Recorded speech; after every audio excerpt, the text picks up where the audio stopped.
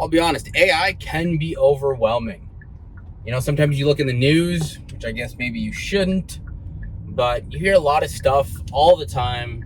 It seems like now everything is just littered with AI, unfortunately. And even myself, I can tell, like, you play around with these tools all day, every day. Well, you start actually losing some of your skills because you're just essentially offloading it to the AI. So I always used to say, stay human. And I think that's such an important aspect because, again, when a lot of society starts implementing AI, which I think they will, you're going to want to remain human. And so sometimes, yeah, it's very overwhelming. I remember the crypto market was very similar, right? It was kind of this new thing on the block. Everyone at that point was making coins or NFTs. I remember me and my friends even trading NFTs, thinking this was the next gold rush, or for sure it was for a lot of people. But, unfortunately for many others, it wasn't. So there's very similar trends taking place with AI. You have people talking about AI, obviously including myself. You have people trying out the tools. You have businesses implementing AI because that's all they hear they should be doing. But really, when you take a step back, there's a few things that will happen, right? So for instance, AI, yes, it is truly amazing, right? It's a new technology. We haven't really experienced intelligence this cheap ever, right? Essentially, you have access to Harvard grads on a snap of a finger, right? And we have never, ever, ever experienced that before, okay? And if you look at the costs, they're only coming down more. So it's very, very cheap, and eventually, a few years from now, it's going to be like electricity, right? Where, if you look at the early days, I would assume most people were trying to sell you, well, even if you look at the internet, right? A lot of people were trying to sell you that service, and it worked for a while until it became a commodity. And now, obviously, only the big players are selling this type of utility because it's very hard to sell, right? So when it comes to AI, yes, right now, the person beating you is the one more proficient with these tools. I completely agree. Later on, I think it's just going to be like the internet or electricity, where if you don't have it, yes, you're at a severe disadvantage. But really, what's the difference between Rogers, Bell, and all these other companies that are selling these services? It becomes eventually all the same. And so it just goes back to who is using the tool and how proficient with that tool are you. And sure, a lot of the time right now, a lot of people are hopping back and forth between tools.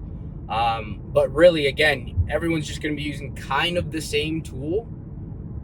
So you want to become good with that tool. And also, we're not getting good at using the internet, right? Maybe when it first came out, people were like, wow, this is the next big thing, which obviously it was.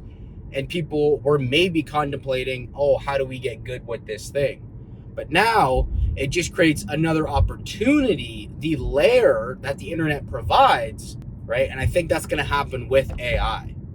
It's just going to be a layer. It's going to create this foundation, but on top of that foundation, there's going to be value where others can, where value can be created. And really right now, I talk to people and they are severely overwhelmed with AI. And a lot of them, again, you have to understand the timeline of things. A lot of them are just using ChatGPT right now because, again, ChatGPT first started out going B2C, right? The consumer. Okay, now obviously they're pivoting to enterprise. And again, it's kind of a war between Codex, Claude, and Grok, right? Usually those three. And then some open models are now coming into the scene. But a lot of them right now, a lot of businesses or a lot of people, if you have a business, are using ChatGPT, all right? And they think they're using it, but most of the time it's just chat, and they will only use it for drafts, for instance, for the email. Or they'll use it maybe to brainstorm certain ideas. They have no clue about Codex. They don't know how to go about actually using it to get better output.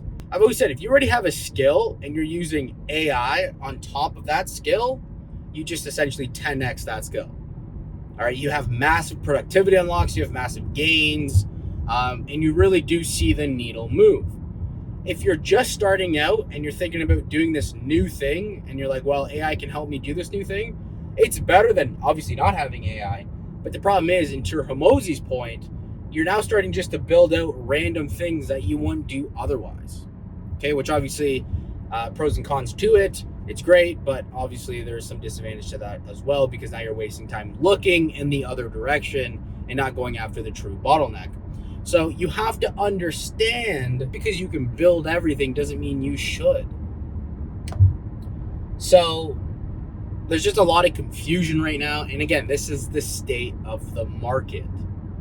And again, a good proxy is YouTube views, right? Where is the attention flowing? So funny enough, we went from, this tool changes everything, oh my goodness, to now there's more realism, right? I believe Alan Sultanic says there's a few stages of each market. We're now entering the realism phase, where people now have understood that yes, this tool doesn't change everything.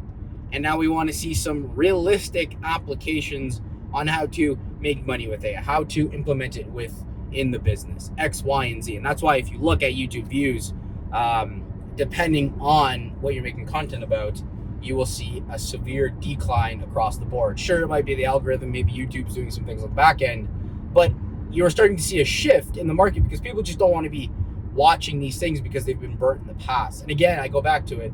It's exactly like the crypto days, right? Everyone apes into this coin and then it goes to zero, right? And it's all this infatuation where you can't really pinpoint the value of these tools. It's very hard to. And you're seeing that now. People are now starting to wake up. People are still overwhelmed. And really, I think with small businesses, you can really be implementing AI right now, because a lot of small businesses, unfortunately, just don't have these systems really built out that make it difficult, right? If we're connecting APIs and all this other stuff, the difference between a 6 or low 7-figure business to a 8 or 9-figure business is drastically different. There's so many different systems, more a top-down approach, so many more departments. So small businesses right now, and depending on what term you're using for small business, obviously it all differs, but if you don't really necessarily have systems, AI right now, I believe, or from what I've seen, will move the needle. But really right now you should be understanding, one, maybe using AI to understand the biggest bottleneck in your business, realizing, and or human, I do this a lot too, where we shouldn't just build random things because suddenly we have this thought in our mind, and just because we can build it, we can go do it. We shouldn't necessarily be doing that. We should be providing max value to the customer, to your paying clients. And again, you have to walk that fine line between, do they need this, do they not need this, will this really help them or not? And a lot of the time too, you're dealing with humans. So you will build out this app, you will build out the platform, and you'll think, wow, my clients will use this. And just because they're stuck in their own way, they have a fixed mindset, they actually don't end up using it. So you're going to go through this whole rigmarole, spend a bunch of money on potentially API costs, building this out, getting a team member to potentially do it, or you're just going to spend hours doing it yourself. And then really the client isn't going to use it because they're bogged down in their own life as well, right? So there's many ways to skin the cat. We are in the early days of this AI thing. There will be eventually, like a lot of people, as you can already tell, it's kind of the state of the market. A lot of people already becoming jaded with AI. Social feeds are scattered with a bunch of AI slop, as they call it. And no one, quote unquote, has any more new ideas. And I'm trying to double down on relationships. I believe that will be a moat within itself. And then we'll see, right? We'll see what the robots do. We'll see what the robots do, because when they come, I don't know what to expect. As Elon says, money will not be a thing in 2036. I don't know if you heard that. But, so I don't know if we're all just doing this for nothing to then have just a bunch of robots running around doing a bunch of stuff for us. And then it truly goes back to the caveman days where we're just around a campfire, around your living room playing a bunch of board games, video games. Maybe there's pushback on social media and you just want to be attending live events, right? As we can see right now, a lot of money is flowing into that sector because people realize when the online world gets solved, which it looks like it is very quickly becoming solved.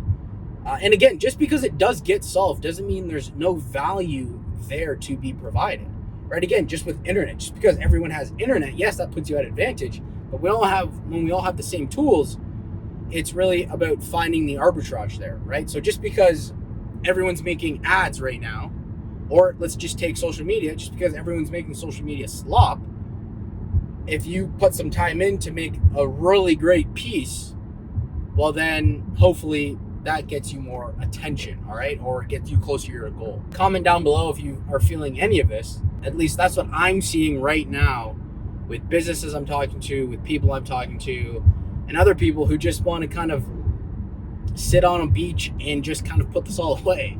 Nonetheless, subscribe down below. And as always, my friends, stay human. See you in the next one.